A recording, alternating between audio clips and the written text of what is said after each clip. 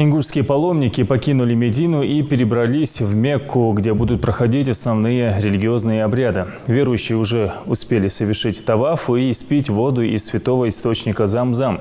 Из Мекки репортаж Тамерлана Хамхоева. 11 августа, Медина, Саудовская Аравия. После полуденного намаза ингушские паломники, облачившись в храмы, готовы к отбытию в лучезарную Мекку. Время в пути должно составить около 7 часов. Расстояние до Мекки 420 километров.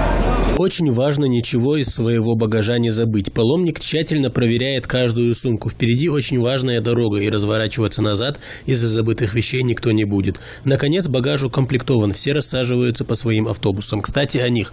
В этом году для ингушских паломников предусмотрели очень комфортные условия передвижения из Медины в Мекку.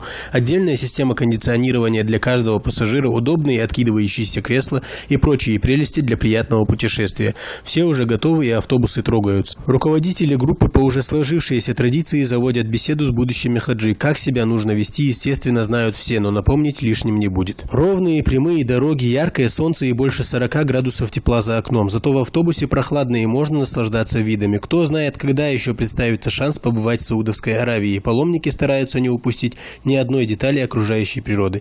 Ну а вот и первая остановка. Микат Зуль-Хулейфа. В переводе с арабского это значит граница. Именно здесь делают намерение совершить умру. Разумеется, сначала нужно помолиться. После этого некоторые не упускают возможности сфотографироваться на память мечети и на ее фоне. Медина уже позади, и от этого нашим землякам немного грустно. Но впереди их ждет еще один священный город – Мекка. И это существенно сказывается на настроении. Все рассаживаются по автобусам, и руководители групп с каждым паломником по отдельности делают нигит на совершение умры.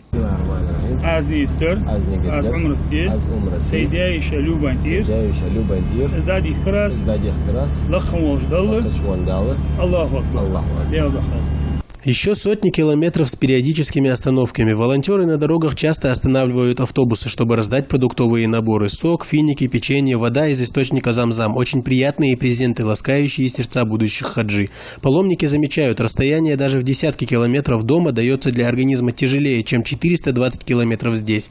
Кто знает, может, эта конечная цель в посещении священной Каабы придает им силы. Уже затемно мы въезжаем в Мекку. Издали видна запретная мечеть, и многие не могут сдержать эмоций.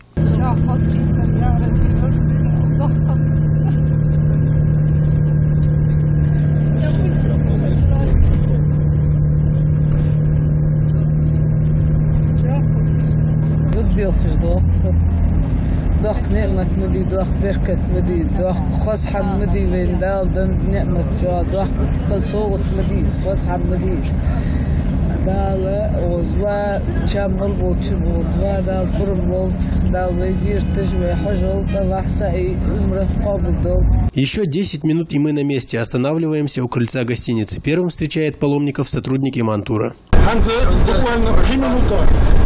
صابر الدواش أختش صلتي هذا بس حنسون دواش حماس عم يلون جحد شرط تقدور دشة التاريخ الدرس شو هذا مش تاريخ عربي يت درس غلغي كمر غلغي نحكي ما غلغي كمر نخبة يعني يت تصور دش حماس كش لاتسر شو هذا مش هذه شكرا أمالي شكرا. У входа раздают финики, наливают терпкий арабский кофе, который многим приходится по вкусу. Очень приятные сюрпризы от хозяев отеля, которые радушно принимают гостей.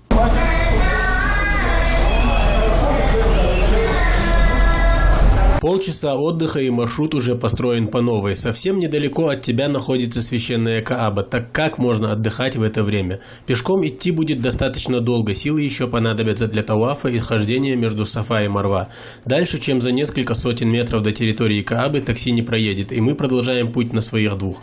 Первые ощущения после того, как ступил сюда ногой, не передать словами. Выражение лиц паломников говорит само за себя. Первым делом двухракаатный намаз. Понимание того, что всего в десятках метров от тебя находится одна из главных, если не главная святыня ислама, не дает покоя. Настала пора для тауафа. Семикратный обход вокруг Каабы символизирует один из важнейших элементов хаджа.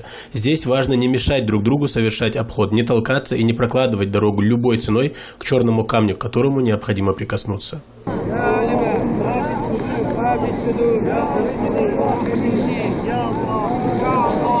Таваф закончен, и необходимо совершить еще один двухракаатный намаз. Дальше хождение между склонами Сафа и Марва. 7 раз необходимо пройти от одного к другому. От Сафа к Марва считается 1 круг и обратно также 1. Хождение по холодному мрамору для ног дается тяжеловато, однако никто не жалуется. Заработать довольство Всевышнего, выполнив свой долг. Вот что гораздо важнее. Испив воду из источника Замзам и совершив утренний намаз, паломники отправляются в гостиницу. В числе первых паломников, что совершили умру в этом году, и наша съемочная группа. Однако еще много наших земляков должны выполнить этот важный элемент хаджа. Тамерлан Хамхоев, Исаак Азботов, Новости 24.